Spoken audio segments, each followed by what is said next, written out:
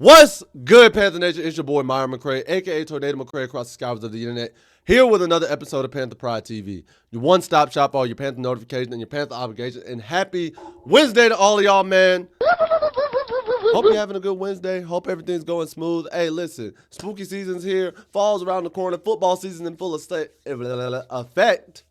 English, hard. Y'all know the deal. It happens. But let's go ahead and get to today's docket. Got something on here for y'all later on in this episode. I think you're going to enjoy that. But let's go ahead and talk about the first thing first, and that is Carolina Panthers preparing for the Green Bay Packers. Now, Green Bay, they are a formidable team. Let's not kid ourselves. Let's not fool around the bush. They're 5-1-1. They're one of the top teams in the NFC. They've been balling out all season, doing their thing behind Jordan Love, that receiving core, and getting Micah Parsons in that defense. So we have to take Green Bay seriously, if we're being honest. And, man, even when I look at it, ESPN, they opened up at a 76% chance of Green Bay winning that game versus us only having, 23. So everybody's expecting Green Bay to beat us. We got to go play in Lambeau in November. That's better than playing in Lambeau in December, but it still sucks. Neither here nor there. And when we look at the numbers, it's not realistically, it doesn't bode well for us. But it doesn't mean that we can't beat them. Because obviously right now, the Carolina Panthers as a team, we are putting up only 19.3 points per game. Honestly, that dropped just due to last game. As we know, 179 pass yards per game, 136 rush yards per game, and 316 total yards. All these dipped primarily due to the output of the last game. And then we did see certain numbers on defense increase because of last game. Because now it says we're giving up 24 points per game, 198.4 pass yards. That actually dropped. It was 200 last week, so it actually dropped because Buffalo barely passed the ball. Anywho, rush yards went up from 92 to 111.6, and then we're sitting at 310 total yards per game. Still one of the top-end defenses in the NFL. So take that for what it is. Green Bay's offense. Here's where it comes into play, man. They're putting up 27.6 points per game, 245 pass yards per game, 114.1 rush yards per game, and 359.1 total yards per game. Only 40 total yards more than us, so there's a positive. It's not as big of a discrepancy as it may seem, but it's still a big discrepancy. That's 4 first downs. And then defensively, behind Micah Parsons and that crew, they give up only 21.4 points per game. They are giving up 167.2 pass yards. Is that correct? I want to make sure if that's correct or not. I think that's actually correct. And then they're giving up 156.3 rush yards per game. That don't seem correct. Let me make sure.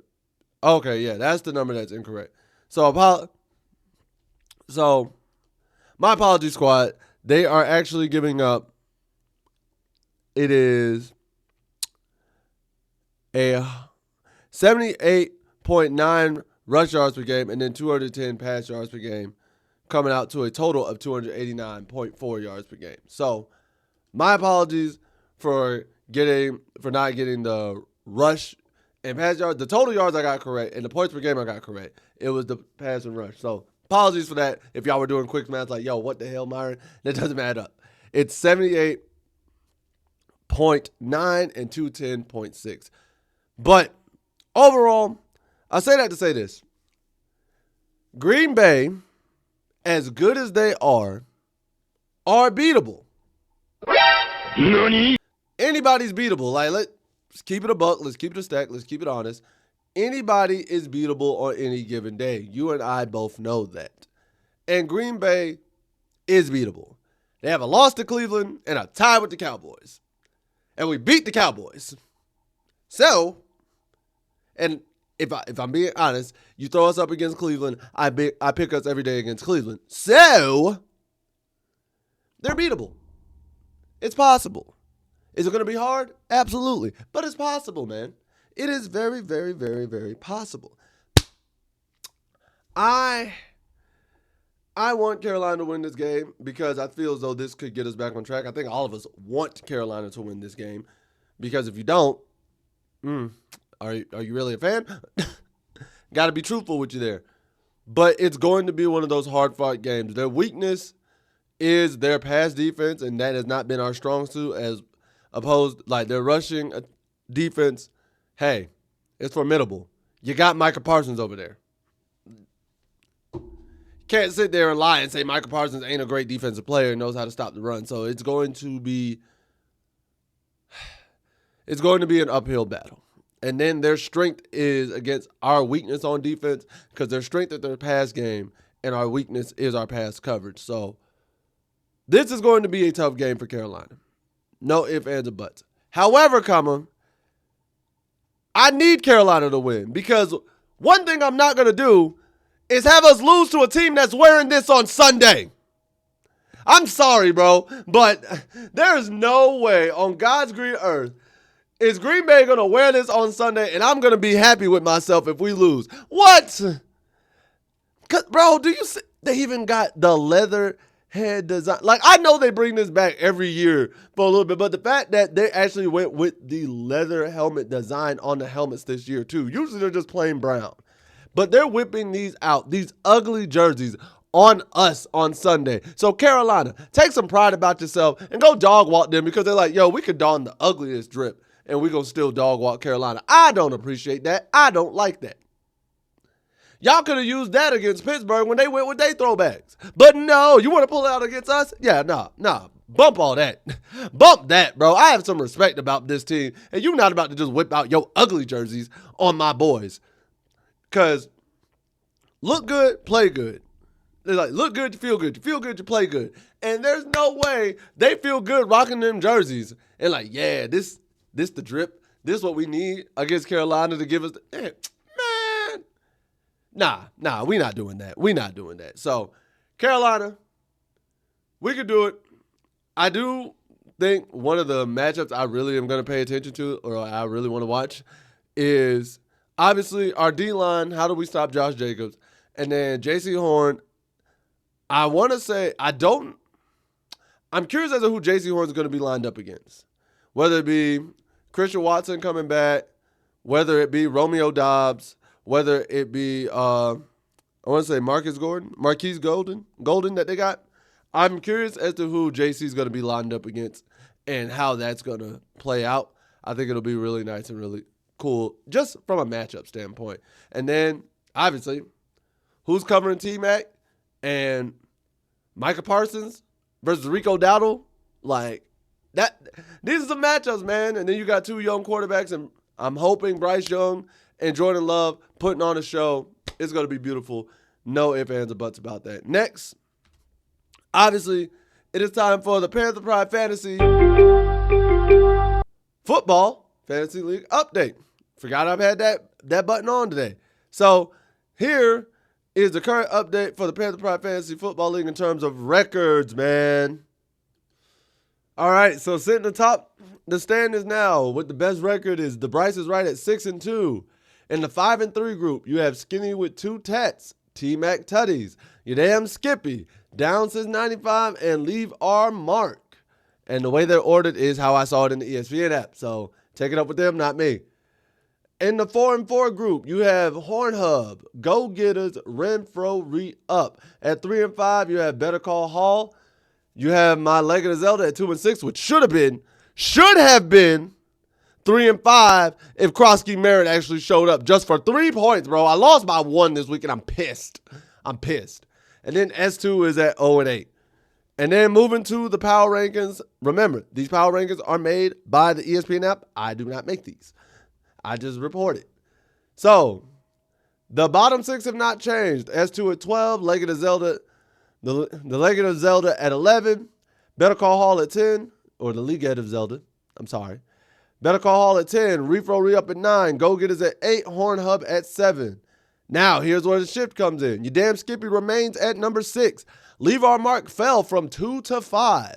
Down Since 95 stayed at number 4. Skinny with 2 tats fell from number 1 to number 3.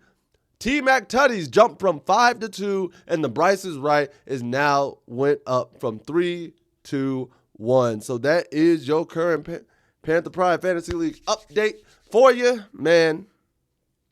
This season's been full of turmoil for me, if y'all haven't noticed. I always have something go wrong at the last minute. Something has been biting me in the butt. But it's okay. It's okay. I'm having fun with y'all and whatnot.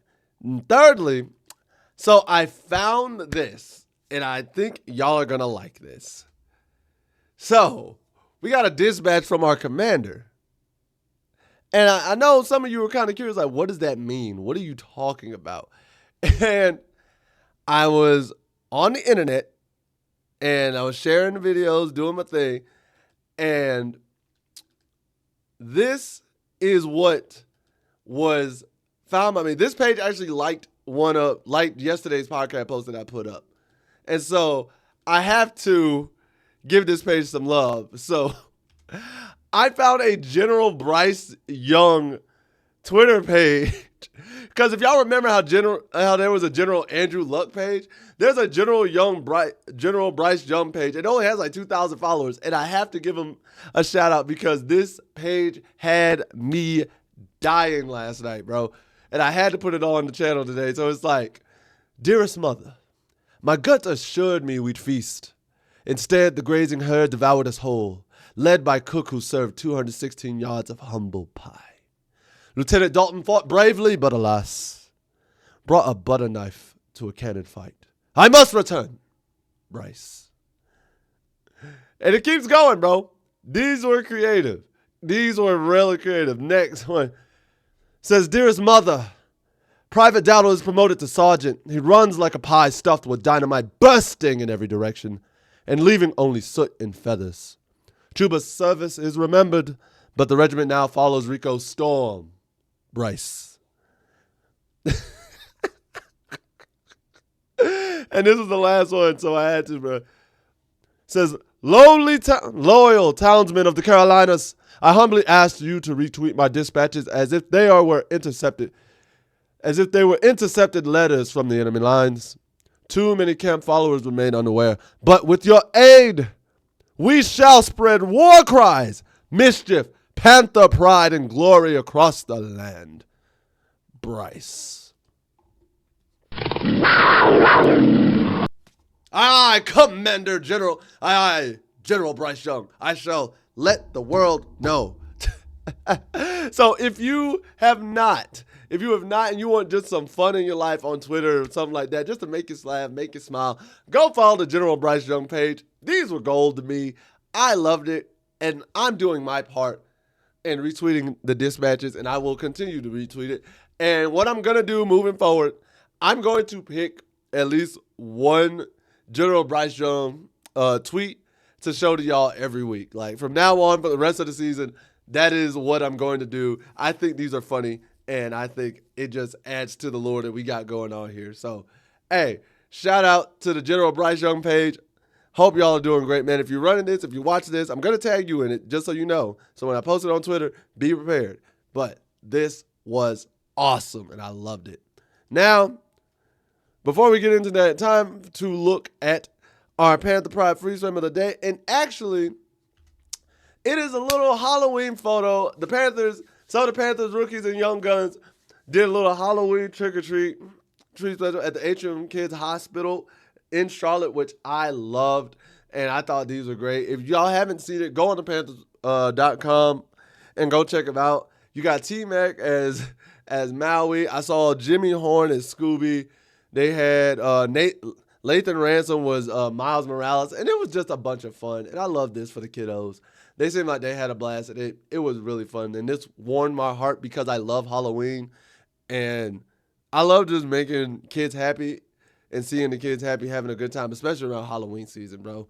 Halloween's like the one time of year you get to really be a kid, so embrace it. Don't lose that inner child in you. But now it is time for Panther Nation to speak your truth where I read your comments and I get to see what y'all talking about. And the first one comes from Saint Crimson Tweets.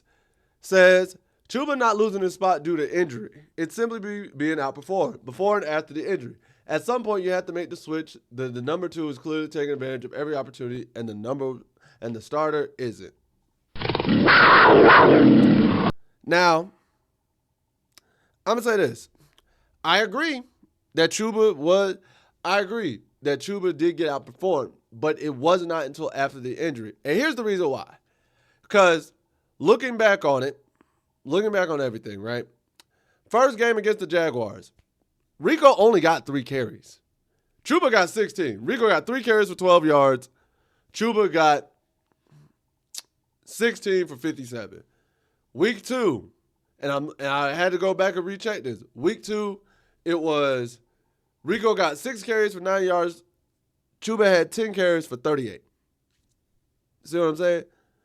Week 3 versus Carolina, Chuba had 17 carries for 73 yards. Rico had 10 carries for 30 yards, if I'm correct. Let me make sure. Yep, 10 carries for 30 yards. And then week 4, the week Chuba got injured versus New England, Chuba ran for 10 carries for 49 yards, and Rico only had 9 carries for 32 yards. So he wasn't being outperformed. He actually was not. And even yards per carry, Chuba was outdoing Rico. That's the crazy part. Looking back at it, and then when we put Rico in and use him as the lead back, Rico goes off. Rico has a balling day. Rico balls out. So that's why I say it was the injury. He got injured. Rico comes in, balls out, and because Rico's balling out, when Chuba comes back, they try to put Chuba back in his spot. He's not performing. Rico's still performing because he's in a groove. He's moving. So it is due to the injury. Now, were they doing great? Was Chuba doing great? No. But due to Chuba being the lead back, and also I'll say Canales not giving Rico as many opportunities and doing the dual back system, Rico still wasn't outperforming him. Rico was not outperforming him, and you can go look at that. So that's why I say, and the numbers back it up, that this really stems from him getting injured because, one, we don't know what would have happened. We honestly do not know what would have happened versus Miami and Dallas because Chuba did not play. So we could play the hypothetical game all day, be like, Chuba would have done it and got 200 just like Rico. Chuba wouldn't have done it. Like Rico still, we could play the hypothetical game all day. However, come at the end of the day, he didn't play, so we'll never know. We just have what we have. Hence why I say Chuba gets injured, Rico seizes the opportunity, Chuba comes back, he's not the same. So now, hey, we're here. And that's where I come from with that. Number 2 comes from 0102 White. My man says, Bryce don't need to throw for all them yards consistently when we have a good running game. As long as he makes the right throws in the clutch, that's what matters more. All them yards don't mean anything if you don't win. And I've been telling y'all that from the jump street. I said that a few weeks ago, but I 100% agree. If Bryce is throwing for 160 to 200 yards and 2 TDs and no interceptions, and that leads to a win every time, I am cool with that leading to a win every single time. Every time. I don't need Bryce to do all that. That's just me. And then lastly comes from FM-IG3TH. My man says, dude, if it's carnival, keep your head on a swivel and your back against the wall. Things could get lit quick. So, I'm actually going on a Virgin Voyages cruise, so it might even be more crazy because no kids, only adults, about to have a blast. That's going to be a lot of fun. So, I'm looking forward to that, man. But, guys, that's all I have for today's video. If you enjoyed this video, please make sure to like, share, subscribe, and hit that notification bell at the bottom so you can always be notified of when these videos are dropping. Next, comment below and let me know. 1, how confident are you feeling on a scale of 1 to 10 heading against Green Bay?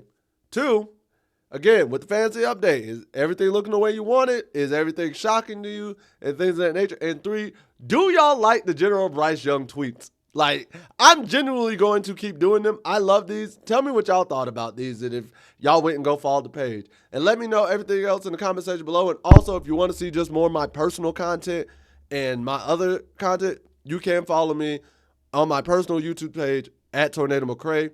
I have a lot of content over there as well. And I also have Carolina Panther content over there too. But with all that being said, guys, at the end of the day, what do I know? I'm just a skinny brother with 2 tats. Peace. Much love to all of you, Panther Nation. Take care. Later days. As always, keep pounding. I'll see y'all next time.